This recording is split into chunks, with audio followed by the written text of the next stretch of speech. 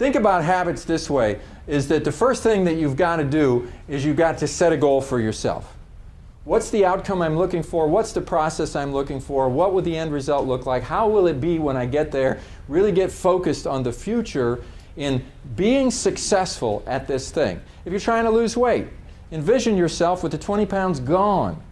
What does that feel like? What's that going to do for your health? And so forth. Get a really good vision. So it's like a race, you know, we're trying to get to the finish line. We're trying to achieve the goal. Then the thing that most people don't realize is that there is going to be a dip in the road somewhere along the line. So let's say that you go out and buy a treadmill and you decide that you're going to get fit. You make a New Year's resolution. You spend the $500 or whatever on the treadmill. You start using it faithfully. And then you catch a cold because it's wintertime. And you go, well, I shouldn't run on a treadmill when I have a cold. I mean, that could bring my resistance down, so I'm going to just stop. And then the cold is gone, but you're thinking, I really need to wait an extra week because I could have a relapse.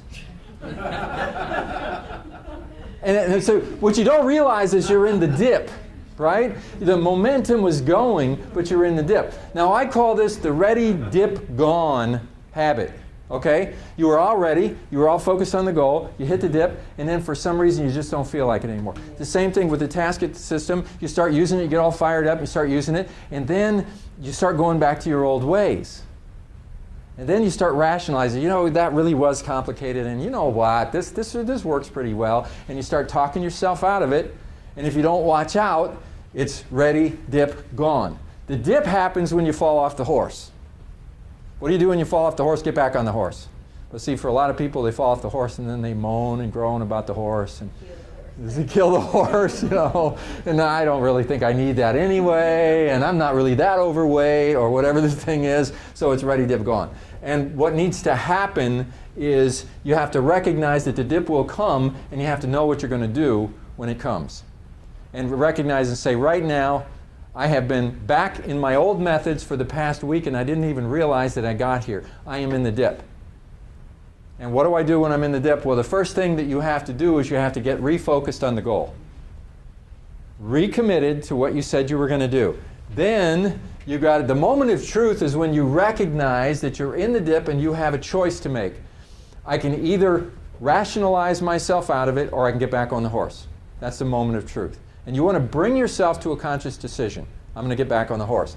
Then what happens is you have to overcome the inertia barrier, because when you had the momentum going, it was just easy to keep on doing it. But now that you're here, you got to watch it because it's going to be hard and it's uphill because you're down in the dip.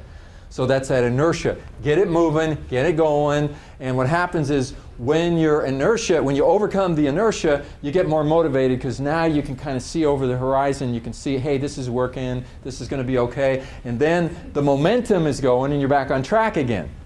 And the whole thing about goals is that you have to have a sense of purpose and vision and determination and ownership for anything that you want to break in terms of a habit.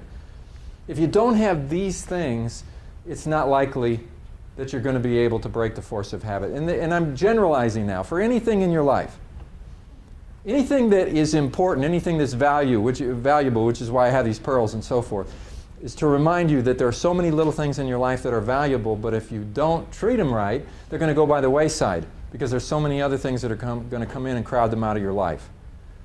Like really valuable quality time with the people that you love. And building relationships, and you know, all the things. We all have values, the things that are important in our life. You got things that are important at work, things that are important at home. And there's so many things that can get in the way.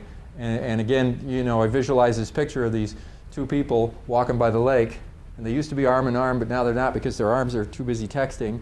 Well, they're walking down, and what used to be this wonderful moment is now something else. Why? Because there's so many things going on. I got to keep up with this, and I got to keep up with that, and I'm multitasking and everything else. And these habits are really, you got to get a sense of purpose and vision and determination that says, no, this is important, I'm going to do this. When it comes to productivity, this is even bigger, because what motivates you? Are you going to make more money because you're 10% more productive or 20% more productive? Maybe. Maybe if you're in commission sales or you get a bonus or something like that, maybe. But if you're only going to do these things because you get more money, then you're going to miss lots of opportunities to just build your skill set, your professionalism, and your sense of confidence in yourself.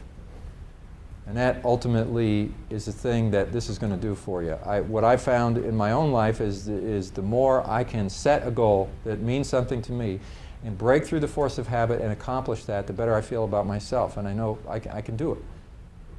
And I've seen people that often they can't and they don't believe in themselves anymore because everything they set out to do, they've somewhere along the line, they don't accomplish it. So a lot of this is rewiring your brain for success. Our brains have been programmed since we were a kid. And we've got programs running in here that are self-defeating programs. And the only way that we're going to really, really achieve success in life is to break through and reprogram our brains a little bit. So I have this other thing I call a reality check that basically says at any point in the day, just stop and say, is what I'm doing right now the best use of my time? Is this the most productive use of my time? Because sometimes you're in those lower zones, zone 1 and 2 in that chart that I was showing, where there's more important things to do, but you found yourself doing things that are less important. So the reality check is used in a lot of ways, but you kind of look at this visual picture and say, are there more important things for this moment? Why am I stuck down here? And you just ask yourself the question, is there something else that I could be doing? So this is also on the back side of that handout. And you can do a reality check with the form. It's like a little diary. So you say, I'm going to do a reality check. You write down the date and time and say, what am I doing right now? And this is just to get you started on it because it gives you some structure. Later on, you throw the form away and you just do it yourself. But what am I doing right now? Write it down. Then you look at what you just wrote down. Is this the most productive use of my time right now? Yes or no? Which quadrant would I put it in? In the scope of everything that I have, would I put it here, would I put it here, here, or here? And just be really serious. Is this the most? So why am I doing it then? If it's not the best use of my time, what would be the best use of my time? What should I be doing instead? And then the result of the reality check is, what did I do afterwards? I stopped and I started this thing instead. And so this is a tough thing to do, but this is about breaking the habits that are so insidious that you just find yourself doing stuff, and it's really asking yourself a question, does this make sense? And breaking the habit right where it happens. So you can put this little sign up, it's on page 9, stick it up in your cubicle to remind you to do a reality check every now and then. Every time you look at the sign, go, is this the best use of my time?